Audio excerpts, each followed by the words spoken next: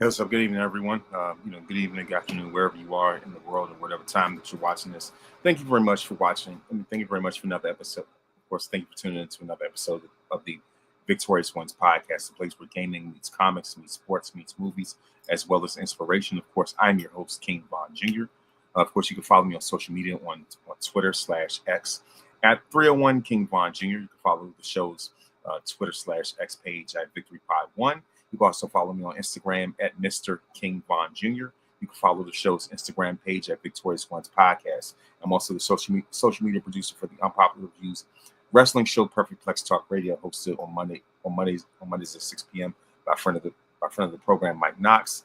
And so I have to say that this has been a weekend for the books, for the ages. You know what I mean? And so I'm especially going to kick off a little bit of some of the entertainment news.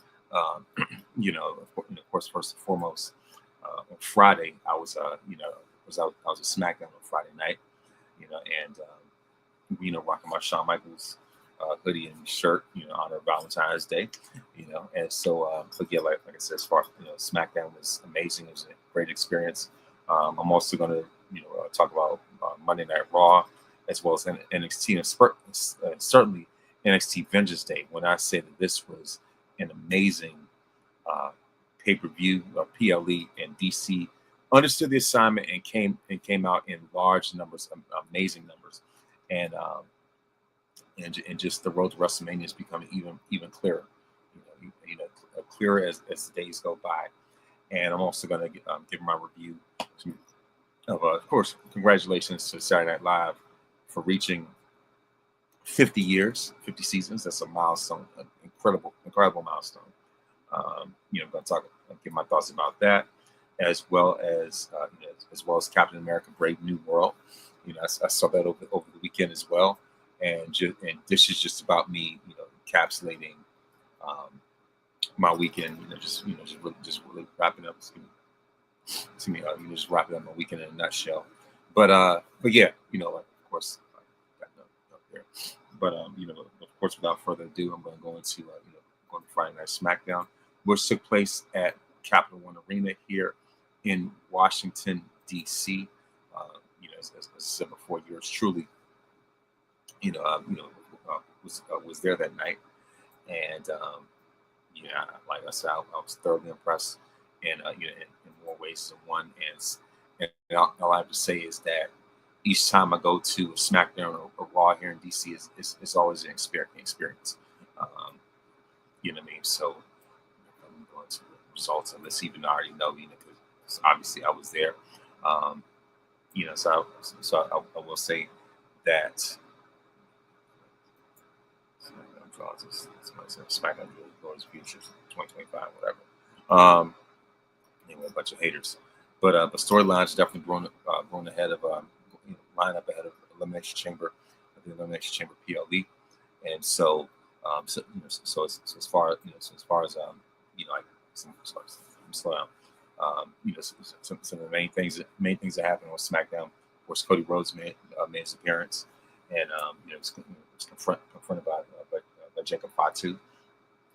And so of course clearly, clearly Cody still has his title reign. He even still has affiliations and connections with the bloodline, at least by way of association. You know what I mean? And you also had Jimmy Uso versus Drew McIntyre.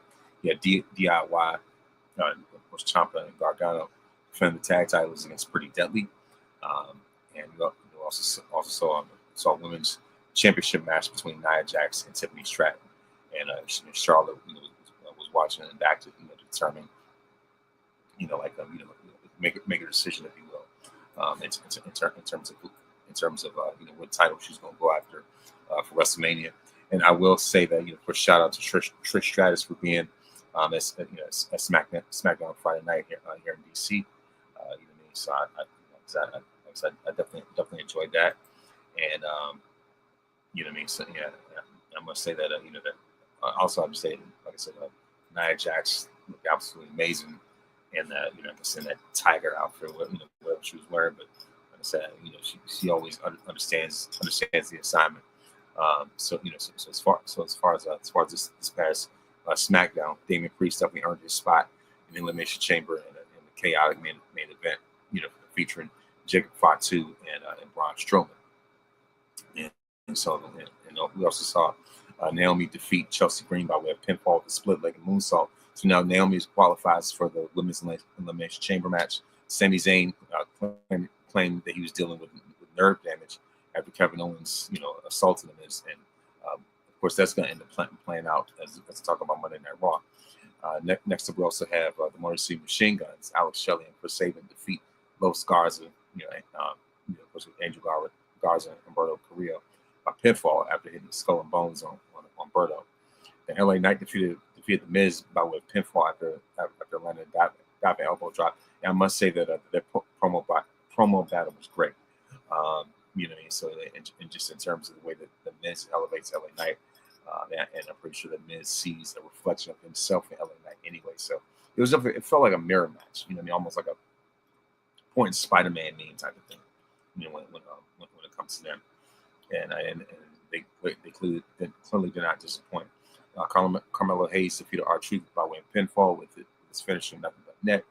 Kevin Owens said he'd see Sami Zayn in the Elimination Chamber, and then we also have the Women's Championship match, with Tiffany Stratton defeating Nia Jax by way of disqualification after Candice LeRae attacked Tiffany, and so and because of that, Trish Stratus came out for the save, only to be to be splashed by Nia Jax, and we're looking to see a feud between Nia and Trish.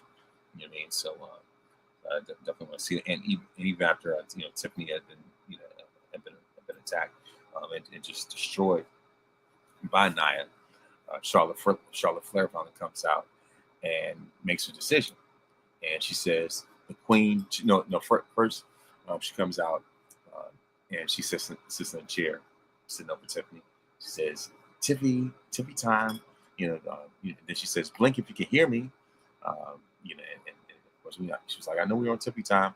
And then with all that being said, she was like, "The Queen chooses you at WrestleMania." It was inevitable. It was inevitable, as Thanos would say. That was bound to happen. So we have with the Stratton Flair affair, if you will, I guess, at WrestleMania for the Women's Championship. So Rhea's going to face whoever is the number one contender, the winner of the Women's Elimination Chamber for the Women's World Title at WrestleMania. Then we have Liv Morgan. Then later on we also see Bianca Belair and Naomi in Nick Aldis' office because he shows them a video of the video that was anonymously slow down. A video that was anonymously sent to him, and so he decided to share the video with Naomi and Bianca. And the video shows that at the scene of the crime, in terms of who attacked Jade Cargill, we see that Liv Morgan and Raquel Rodriguez, walking away from the scene. So it leads to them potentially being the attackers. So I was like, okay, and I'm going to talk about that later in terms of Monday Night Raw. Like with the, in terms of that was definitely highlighted of itself. So after they see the video, Nail was like, "Yeah, I knew it. I told everybody." So that was her way of getting at the internet. For those that were accusing her of attacking Jade.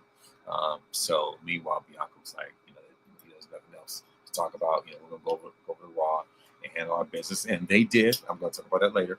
But yeah, of course, after that same night on SmackDown, Trish Stratus, proposed a match with Tiffany Stratton at the Elimination Chamber. In terms of Trish and Tiffy, Trisha time and Tiffy time versus Nia and Candice. So that's what it's looking like, for the Elimination Chamber. And so, Jacob Fatu, said he got the first word, but Cody Rhodes said he got the last word. And so, especially after Jacob was circling Cody around and, looking to challenge for the championship. And only for business to really pick up even more, especially when it comes to this you know um, when it comes to this other part of this bloodline. Well, they're not really calling themselves a bloodline anymore like that, allegedly. But of course, we see that Jacob ends up being in a triple threat match with Braun Strowman and Damian Priest in terms of getting another spot, this next spot for the Elimination Chamber. And we also see um, a change in dynamic when it comes to the relationship between Jacob and Solo. And so Solo is sitting in the locker room, wearing all white, and he's got the white turtleneck like Batista back in 2005, 2006, and Solo was saying he had to take a break because he was feeling like himself after he lost the father to Roman Reigns, and first Raw on Netflix and stuff like that, and so and usually Jacob's the one yelling out, "I love you, Solo," but things are different. Whereas Solo quietly tells him, tells him, "I love you, Jacob," only for Jacob to not say anything to him. And so now we're starting to see that, starting to see like a kind of like a ripple, like a crack in their relationship, if you will. Especially later on. Especially later on in the night, especially when Cody, starts getting into Solo, and really starts to see tensions rising, whereas whereas Jacob actually gets hit by Solo and stuff like that, and so now, especially when they accidentally collide with each other, and like at this point now you're starting to see, like at least a sense of distrust, if you will, and so and then not only that, but also we have the match with Drew McIntyre and Jimmy Uso, and so clearly Drew definitely put his foot in his mouth, if you will, in terms of what he said. And the thing is, not only that, but Jimmy literally put his foot in Drew's mouth with with a super kick, and he just looks at me. He's like, "No," especially when Drew accidentally calls him Jay. You know what I mean? And so yeah, as far as that, and of course, ultimately stems from from them wanting to be in the Elimination Chamber, especially since Jimmy sees Jay becoming number one contender going after Gunther's title, and so his thing was since his brother's going after the world title, why does he go for one himself, whatever. So of course that like I said, ultimately leads to the match. But yeah, what I mean. So like I said, excuse me. Last but not least, and of course not only that, but but of course I guess I'm getting ahead of myself. I also want to mention that that as far as Miz LA Knight, Miz definitely want to shot the U.S. title, and of course LA Knight goes and defeat him as Shinsuke Nakamura. Comes out and he's looking for his next opponent. And LA Knights will definitely answer his call, and so we're looking to see a U.S. Championship match eventually between LA Knight and Nakamura. But yeah, like I said, in terms of in terms of SmackDown, once again, like I said, especially when it comes to DC, in my estimation, we're definitely a city that never disappoints. I can't speak for anybody else, but I know that when it comes to our crowd, we definitely make sure to understand the assignment. For the record, are we New York? No. Are we Los Angeles? No. At the same time, I know that there is a definitely very strong and consistent fan base. Definitely very strong contingent of WWE fans that definitely show up. Show up in a tremendous way. Of course, here in DC. And speaking of that, I also want to. Oh, I'm not leaving anything out, but yeah, of course, speaking of DC, NXT Vengeance Day was the very first NXT PLE in Washington D.C. And as a matter of fact, I gone to Vengeance Day right after coming from the movie theater to see Captain America. Captain America Brave New World. I'm going to talk about that a little bit later. But yeah, of course, I wanted to go into NXT Vengeance Day. It took place at the Care First Arena in Washington D.C. And and so initially I was kind of like on the fence about going to Vengeance Day, especially after I came from seeing Smackdown. I was like, I don't want to go to back-to-back wrestling events, but I've been to night 1 or 2 of WrestleMania before, so I was like, whatever. So shout out to to the friend of the program, the one and only Ciendo, for being the plug, for being the hookup. Like I said, greatly appreciate that. I want to give a shout out to you. If you happen to be watching, if you happen to be listening later on, but yeah, so of course because of that, see, I was able to go to Vengeance Day. I was like, you know what, I ain't got nothing else going on. Why not? And it was definitely a miraculous, event. And so I would say, once again, the NXT never ceases to amaze me. I know that there's certain results which could have been a little bit different. Get into that a little bit later, but yeah, like I said, NXT, Vengeance Day, this NXT's first event in DC, and they definitely want to make sure that they become the best first impression, if you will. And so of course now it's time for me to get my rundown of of NXT Vengeance Day. And so the very first match that we have is Fallon Henley defending her NXT Women's North American Championship against Stephanie Valkyrie. And I must say that this was definitely a great showcase, and it really set the tone for what we see moving forward for the rest of the night. And so, of course, all in all, overall, the winner of this match and your new NXT Women's North American Champion, none other than Stephanie Valkyrie. And I knew that it was bound to happen. Considering who the NXT Women's Champion is, and so I'm glad that the NXT is really nothing against the former champions, but I like how they're truly like legitimizing, their championships with top tier, caliber wrestlers, if you will. No shade on the previous champions, but it's just something about them that like fans could take them much more seriously. So as far as that, like I said, the winner of this match, Stephanie Valkyrie. We also had Jada Parker, Kalani Jordan, and Carmen Petrovic watching in the crowd, indicating that that they could be potential challengers for Valkyrie. And so clearly the crowd, myself included, definitely behind Stephanie. And as a matter of fact, there was even a huge Stephanie chant. Stephanie. And however, Fallon Henley distracted the referee so that she could allow JC Jane to knock out us.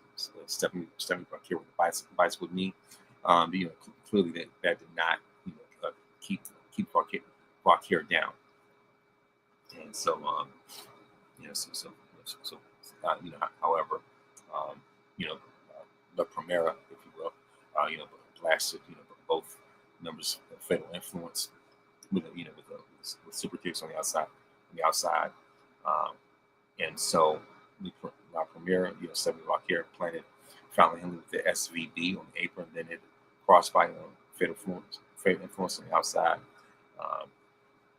and so and of course this Corey Graves noted that Stephanie Valkyrie's win made her the first South American-born champion in WWE history. So another groundbreaking moment. And I like how NXT showed the TikTok video of Zarya struggling to do things, like Soul Worker at the beach, and it just shows that very unique opposites, sort of dynamic, almost like a Kane and Daniel Bryan or Kane X-Pac type of thing. That's kind of what it reminds me of. kind of like the odd couple, if you will. So I definitely like that. I definitely like those little vignettes, promos, or whatever. I thought it was pretty entertaining. And of course, we have the NXT Tag Team Championship match: Fraxium versus Josh Briggs and Yoshiki Inamura. And so, of course, Inamura is someone that Josh Briggs looks up to. Someone who's one of those Japanese legends, if you will. And they definitely, was Fraxium pulled out, this match, and they were definitely overwhelmed by the power and size of Briggs and Inamura. They pulled it out through dive on the Briggs, followed by a hollow combination on Inamura in order to retain their tag team championships. And so, I will say that this is definitely Fraxium's biggest test from from a physicality standpoint. And you could definitely tell that Josh Briggs has been influenced by that Japan strong style type of wrestling. You could tell that there's elements of I guess JBL, Stan Hansen type of hard hitting sort of thing. He's you can go a little bit of Kevin Nash, if you will. We look at the way that Josh Briggs wrestles, and so like I said, with each successful title defense, hard to imagine the next man up is going to dethrone Fraxium because they are definitely a force to be reckoned with as far as tag team champions or NXT. But of course, like I said, this is definitely a great match. It was better than I expected. Definitely better than I expected. Then we saw Corey Graves definitely put over Josh Briggs' growth back to his independent days. Working with Damian Priest, formerly known as Punishment Martinez. Damian's indie name, if you will. And of course, it was a great spot was when Axiom playing Inamura with a Spanish fly, then Briggs chokeslam for Frazier and Axiom off the top rope. But in the end, Fraxium retains the tag team titles. And Chance Stacks Lorenzo, sitting by himself, promised to take care of Sean Spears himself, challenge him to a match on this week's NXT. And we have a strap match. This is quite a controversy for the divisive, if you will. But like I said, as far as that, this I can say the more divisive part of the PLE, a strap match, Black History Month, right? Trick Williams versus Eddie Thorpe, and like I said, black man with a strap, and having a strap match during Black History Month, getting whipped during Black History Month, no less. It's very divisive, if you will. There are those who say talk about how Eddie Thorpe is Native American himself. So it's just like I heard somebody say oppression versus oppression. I was like, man, you ain't lying. If anything, it was better than seeing someone like Ethan Page use that strap. That would have been even worse. But yeah, like I said, and of course the crowd, myself included, were definitely behind Trick Williams. Obviously with the whoop that Trick chance, that was like those chants were explosive. I was like, and the thing is, the second time I've seen Trick, Trick Williams, at NXT PLE because I was at Stand and Deliver last year when we beat Carmelo Hayes, of course in Philadelphia, and so of course Trick Williams dominated the match early. Eddie Thorpe, stayed in the fight until he found an open, and he caught Trick between the legs with the strap, and then him with the running knee for the win. And I was like, man, like all that momentum was just gone, just sucked out, just sucked out the room and just thrown out the window. But it was definitely far too rare to see matches this physical in WWE. And Eddie Thorpe, he brought the fight to him. He dragged Trick down to where he thrives and looked as good as he's ever been in NXT. Like this is the best that Eddie Thorpe has I've ever seen him look at NXT. Because usually when you have him standing, side by side with Trick over Finley, to be honest, this dude looks like a creative wrestler on WWE 2K or something. Like what is this dude here for? But there's definitely a style of match that can help Trick stand out on the main roster. And so it's clear this is why Trick and Thorpe are great, have great chemistry together. And so there's no one since Ilya Dragunov has been able to pull this out of Trick and just give him such a mean streak, a dangerous streak. And so I will say that collectively, Trick Williams is pretty much the face of NXT right now, as he has been, as he's been a former NXT North American champion, and he's also been former NXT champion as well. And so as far as that, it's only a matter of time before Trick gets his name called into the main roster. But yeah, and it's very clearly shows that Eddie Thorpe is able to back up his words with his actions as well. So as far as that, in a follow-up pre-tape, we saw that Ricky Starks got a new name now. Promised to sign his NXT contract next week. Or at least the following week, at least now this past Tuesday. This past matter of fact, he signed his contract yesterday at this point. But yeah, so as far as that's concerned, and of course we see the business is definitely going to pick up with Ricky on the NXT roster, NXT brand. Then we have All Ego Ethan Page versus Javon Evans. And like I said, it's definitely a very physical match, much like the previous match. This is definitely about showing that the one of NXT's brightest, brightest new stars and young stars can definitely get physical.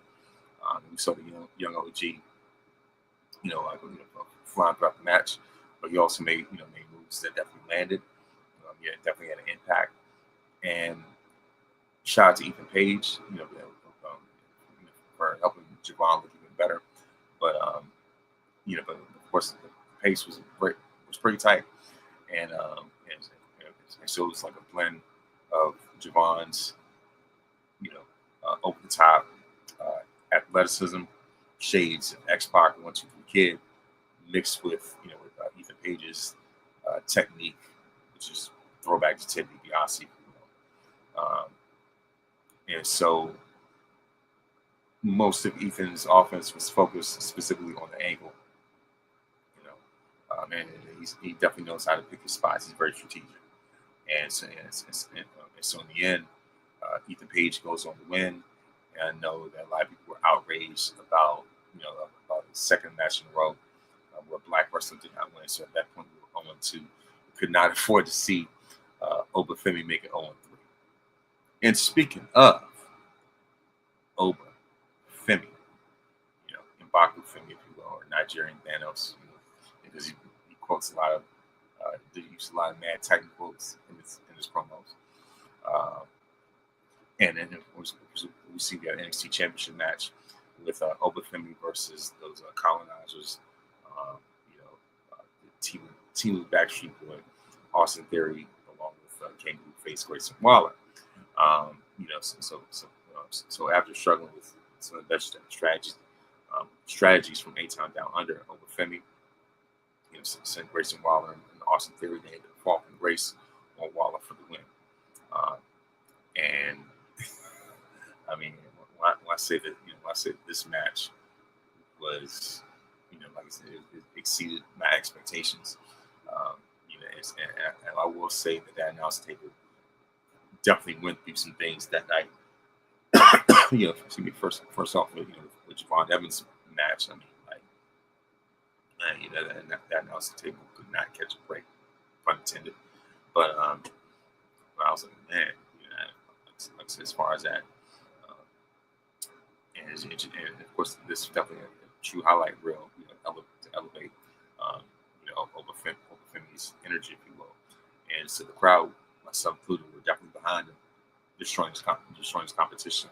And we could definitely see shades of a turn for A-Town Down Under. You know, it never really felt like Oprah was really in danger because of who his opponents were, but it's definitely always going to be more of a championship elevation moment. You know, if nothing else, and so it's definitely better, like a better presentation for the new NXT stable. But yeah, I mean, well, let me get to that right now. After Obafemi, defeated A-Town Down Under, or Midtown Down Under, if you will. The lights went out, and there was 4 masked men, Team Shield, if you will, from earlier. It's around the ring and beat up the NXT champion. So after that, like I said, and come to find out, Deion Lennox is one of those 4. And I was like, man, and this group clearly make that person know. And so I was like, man, and for them to take out someone of that stature, of that type of dominance, and I was like, man, this is definitely a team that's not to be trifled with. Even one of the Team Shield, but whatever. I digress. And then next up, the main event. The NXT Women's Championship match with Julia, defending her title against Bayley, Roxanne Perez, and Cora Jade. I mean, like, all these matches were great, if you will. It's kind of hard to boil down, but it definitely goes between the Open Triple Threat and this one. I would say that this one is my favorite match of the night. As the action broke down this battle, we saw Roxanne Perez take out Bayley with pop rocks. The Cora Jade landed Roxanne Perez with Jaded, and there's even the point where Roxanne and Cora were even working together, as BFFs or former BFFs, whatever. We saw Cora Jade playing Roxanne Perez with Jaded, but Julia arrived to take out Jade with the finishing move was Dirt, don't you? But yeah, of course, then she caught the Prodigy with that same move and a Northern Lights bomb for the win. And then Stephanie Valkyrie came out to celebrate with Julia before the Juggernaut herself, Jordan Grace, arrived to stare down both champions to end off the show. So you definitely know that this title is definitely a hot commodity, when it comes to NXT. And making this a 4-way at the very last minute definitely transformed the complexion of the match. There's more action than drama to be delivered anyway. So I would say that this is definitely the best match that deserved the main event spot. And everyone hit their spots for the camera.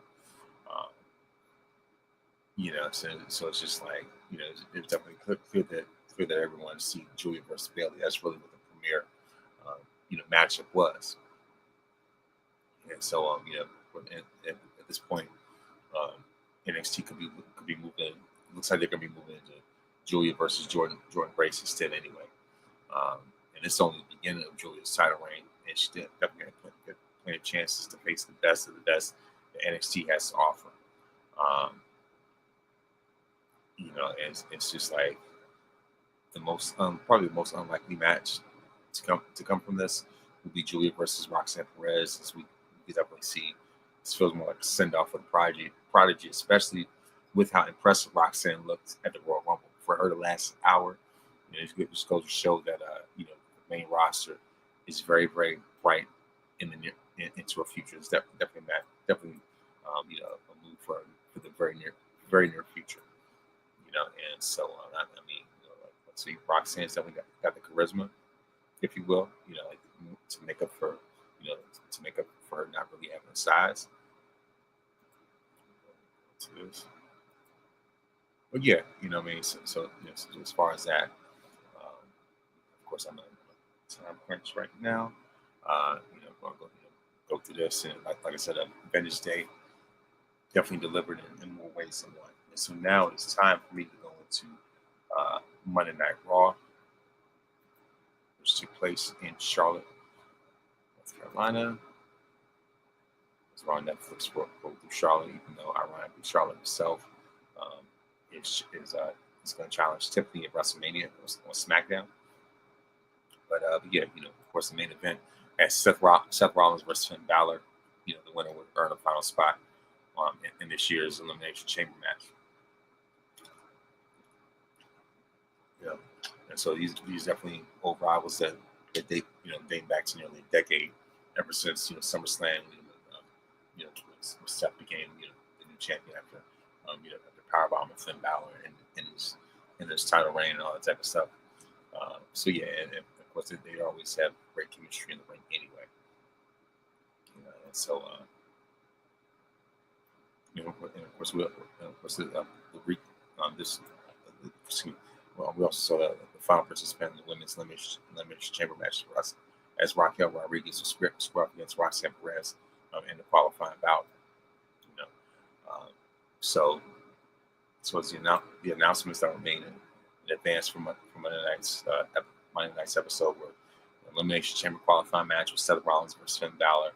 Then you have the women's qualifying match with Roxanne Perez versus Raquel Rodriguez. Then you have a women's Intercontinental Championship #1 contenders match to Dakota Kai versus Ivy Nile. Then you have Penta versus Pete Dunne, AJ Styles versus Dominic Mysterio, Bianca Belair and Naomi making an appearance to take out Liv Morgan. And shout out to Bianca and Naomi for that amazing tribute to Bring It On. I was like, oh, of course, everybody talked about online the Clovers. And we have a Sami Zayn appearance. Sami Zayn cuts a promo by, he wants to go up to Kevin Owens after KO, nearly ended his career. And, and we see Adam Pearce try to talk Sami out of it. And Sami knows that this Sami's physically incapable of having this match. And saying that that he could not approve of this match because of what Kevin could do to him. But Sami, I like how Sami flipped the tables on him and said that he was talking about he could do the very same things to Kevin Owens. And so Adam Pearce was left with no other choice but to make this an unsanctioned match. So yeah, so as far as it's going to be an unsanctioned match, Kevin Owens versus Sami Zayn, unsanctioned in Toronto for the Elimination Chamber. So it's like I said, was like, and the thing is for them to go from tag team, from winning the tag team titles in the main event of night 1 of WrestleMania to when they tear each other's heads off in Elimination Chamber, but they're dance partners, they're eternal rivals. They're each other's best dance partners.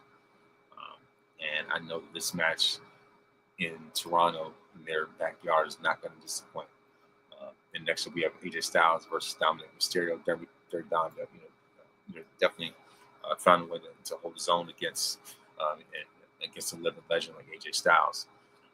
So, of course, as a result of a confrontation from last week's show, AJ Styles square up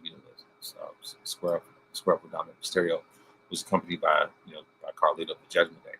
So despite Dom's attempts to capitalize on outside interference from Carlito, the Phenomenal One, overcame and flattened the Styles Clash to secure the win. Pretty solid match. Then afterwards, Braun Breaker entered the ring, looking to take out AJ Styles and break him in half with a spear. And instead of spearing AJ, he ends up laying out Dominic, and they stare down his next challenger. Was going to end up being AJ Styles.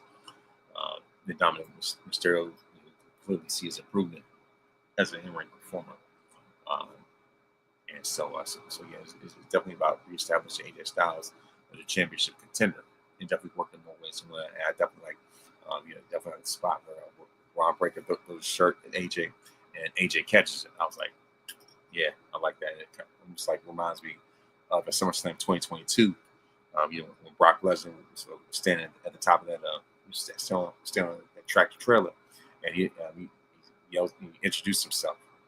So as soon as Brock finishes saying his name, he throws the mic down to Roman Reigns, and Roman just stands there, and he just, and Roman just slightly puts his hand out, and the mic just lands in his hand, and he just gives this wink. Like, I was like, I knew this match was going to be special. So I would say that Roman's catch was, I give the edge to that one over AJ's. But other than that, like I said, other than that, that was a great spot. I like how Pat McAfee referred to had a little TNA Easter egg when he said total nonstop action drop kick, as AJ knocked out Dominic with the drop kick. Actually not a Dom, actually more so of a Braun Breaker actually. So I was like, all right, cool. But as far as that, then we also have the women's Intercontinental title number one contenders match. The winner of this match, Dakota Kai, who's the number one contender now. Then we also have a brawl between Jey Uso and Gunther. And I like how Gunther, trolled Jey Uso about walking through the crowd. Clearly ripping the page out of his book. And of course, he wants to verbally attack Jey. Give him an opportunity to rescind his challenge. And then, of course, the ring general targeted the commentary team targeted the commentary team as to why, asking if they believe that Jey Uso could actually beat him. And as Pat McAfee confirmed, Jey Uso entered with a huge pop. This is with the fight broke out. And so Gunther continues to taunt Jey, and he give him an option to reconsider. Only going to find out that the more contenders driving fires is definitely more dangerous to his title reign than he would ever imagine before. So I was like, all right, cool. I was like, this definitely setting up something big. So I was like, all right. And then, of course, next up we have Penta versus Pete Dunne. And the winner of this match is still on the roll. Man, Penta, 0-0. I'm doing it right. But yeah, like I said, then we finally have the women's Elimination Chamber qualifying match, Roxanne Perez versus Raquel Rodriguez. And Roxanne's rise is something to behold. She's definitely, rises to the ranks since she arrived at NXT. And continued Monday night when she outlasted the bigger and stronger Raquel Rodriguez, who has no business having an 86 on 2K25. She has no business having the same rating as Scott. That's very insulting, but I digress. Of course, Roxanne got the win because of a well-timed appearance from Bianca and Naomi. It's great to see the tag team champions provide a distraction. And like I said, once again, they had to bring it out. A cheerleader costumes. I thought it was cool. Because of that distraction, obviously they took out Liv because they had seen, that her and Raquel, were involved with attacking Jade. So obviously, that was them to cash in their receipt, return the favor, if you will. So of course, Roxanne scored the pinfall about through that distraction, and she earned the final spot in the women's elimination chamber match, where she's going to join her former mentor, her role model Bailey. So, but there are people online. I guess myself included. You can also think of a scenario of when Shawn Michaels saw the footage of when he was attacking the parking lot, and they find out that the real attacker was actually Triple H. So I can see, now that I think about it, I know it sounds crazy, but if you can only imagine Jade looking at the footage and coming to find out that that Bianca was the one who attacked either her or Naomi, and it definitely going to be more definitely going to be her HBK versus Triple H type of moment, and this could really set things moving forward when it comes to WrestleMania. So yeah, so as far as that, and then we also have a New Day promo. Once again, they constantly get booed, and so and of course it was a great development to set up a tag team match between New Day and LWO as the latter group seeks to protect Rey Mysterio's honor after New Day attacked Rey. And so we've definitely seen a feud between New Day and LWO. I could tell. And then last but not least, of course, the main event was Seth Rollins versus Finn Balor. all-time rivals, with the winner of this match, who's earned this, spot and final spot in the elimination chamber, is Seth freaking Rollins. So that being said, all right, so we got going into that, and now it is time to give a brief rundown of none other than NXT on Tuesday night. And this past episode of NXT, anything like the biggest takeaway is not only Ricky Starks signing. You know what I mean? Well, now he's known as Ricky Saint at this point. No relation to Franklin, by the way. But yeah, like I said, Ricky Saint is officially signed. Signed his contract to join NXT, and he realized that the NXT is like the Wild Wild West. And so, speaking of West, it looks like his first rival is definitely going to be. Looks like it's going to be Wesley, and we definitely see NXT Invasion because we have Obafemi, and so we see TNA champion Moose challenge Obafemi to a match at next week's NXT, the X Division champion Moose. He stares down Obafemi and tells Femi that he's the one man he came over. And Femi responds by telling Moose NXT that he's inevitable. In game reference, it says a match between them is fated, that it's bound for them to happen. Bound for them to have a match. Then Jay Park, of course, we have Jada Parker a triple threat match with Kalani Jordan and Carmen Petrovic for number one contenders match for the Women's North American Championship, and the winner of this match is Carmen Petrovic. And then, of course, after the match, Jada Parker and Kalani Jordan fight outside the ring area, right outside the ringside area. Then we have Lash Legend and Jakara Jackson versus Zarya and Sol Ruka, and it was great to see how much Metaphor continues to improve, especially with that spot between with Lash and with Lash and Zarya in terms of like the battle of powerhouses. In the end, the winners of this match are Zarya and Sol Ruka, and we see Ricky Starks, now known as Ricky Saints, officially become a member of the NXT roster. Congratulations to him. And we have Shawn Spears versus Stax. Shawn Spears with Brooks Johnson, Nico Vance, and Izzy Dane versus Stax with the family. And the winner of this match, Shawn Spears, and we have the winner of having Andre Chase versus Eddie Thorpe. The winner of this match, Eddie Thorpe, building on the momentum from beating Trick. And we have Julia, Stevie Valkyrie, and Jordan Grace versus Fatal Influence. The winners of this match, obviously, Julia, Stephanie, and Jordan. If anything, it looks like they're going to be NXT's big three. But yeah, of course, that is it when it comes to the weekend wrestling, when it comes to NXT. And now, so as I get close, as I get closer to concluding this episode, some things I want to talk about. Of course, on Saturday, I saw Captain America: Brave New World. It's definitely a different turn, and Sam Wilson truly is, the new Captain America.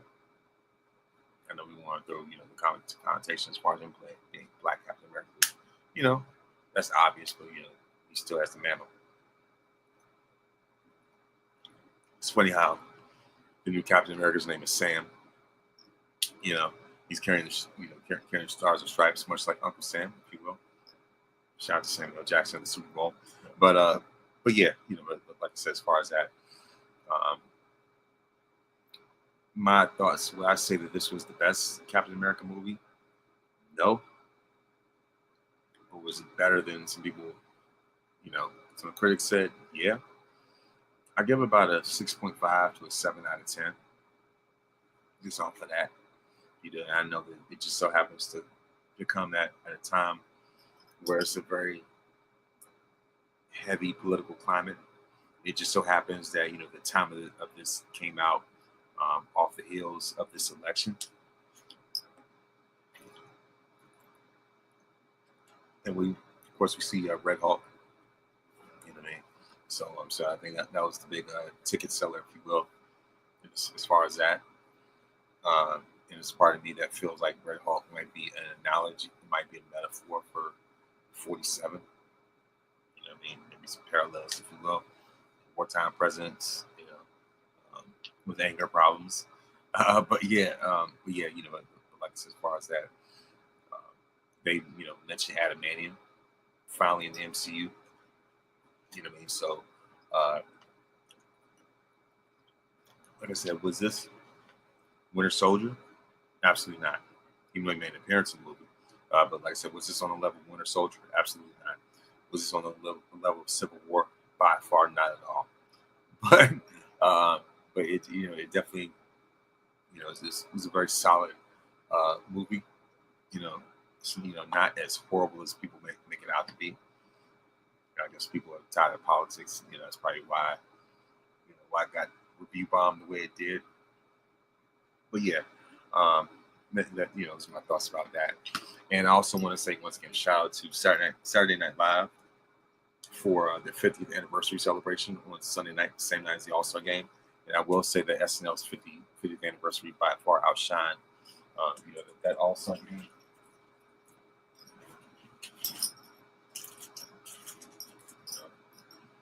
If you want to call it that, the NBA definitely needs to make a hard reset.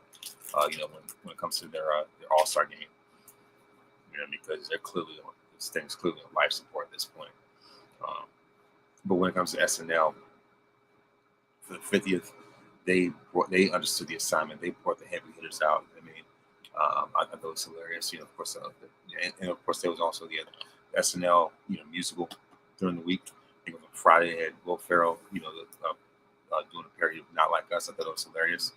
You know what I mean? As far as that, and so like when it came to SNL anniversary special, I like how the opening monologue had Steve Martin and Martin Short. That was pretty funny. You know what I mean? So as far as that, and then we also had Will Ferrell, Eddie Murphy's. Eddie was I'm gonna be honest, Eddie was the MVP of SNL, even though he was only like in a couple of sketches, but those absolutely stood out. But the thing is, they wanted to spread things out and spread things around and give everyone else a spotlight. But Eddie, by far, did not disappoint. With him doing the Tracy Morgan impression for Black Jeopardy, he stole that scene. He made that sketch for real. I thought the Tom Hanks thing, to be honest, that was pretty funny to make fun of MAGA to show how stupid how silly they are.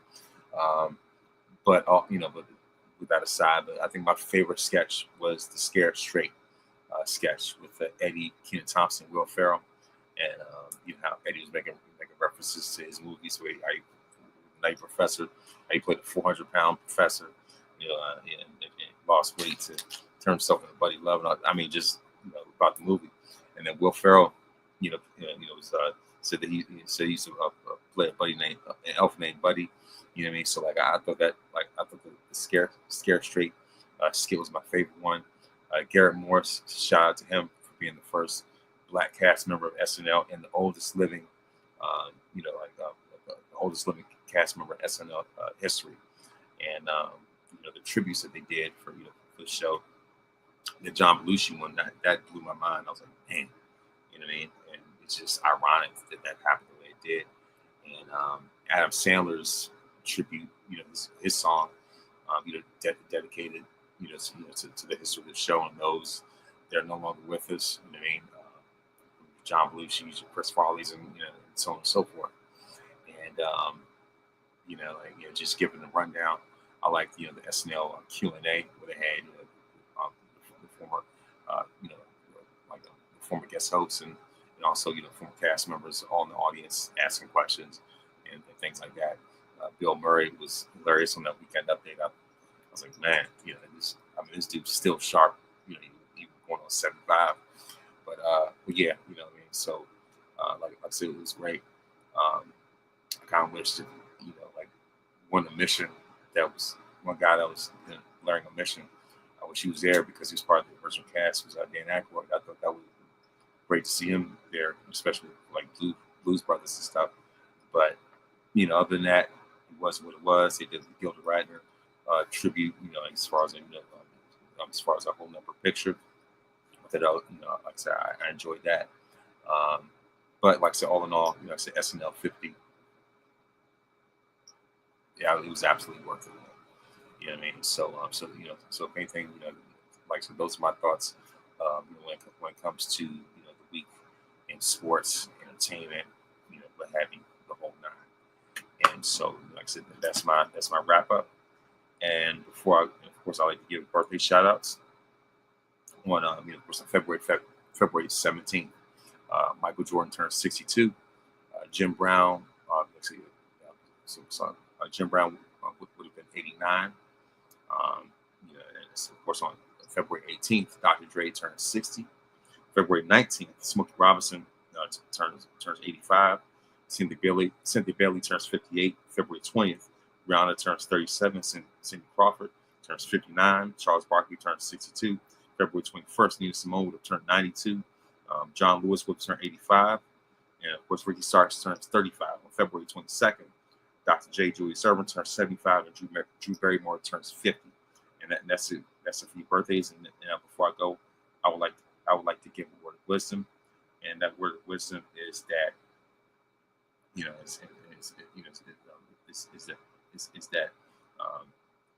even though we may be struck down, we're not destroyed. You know what I mean? And the thing is that God has called us to be more than conquerors.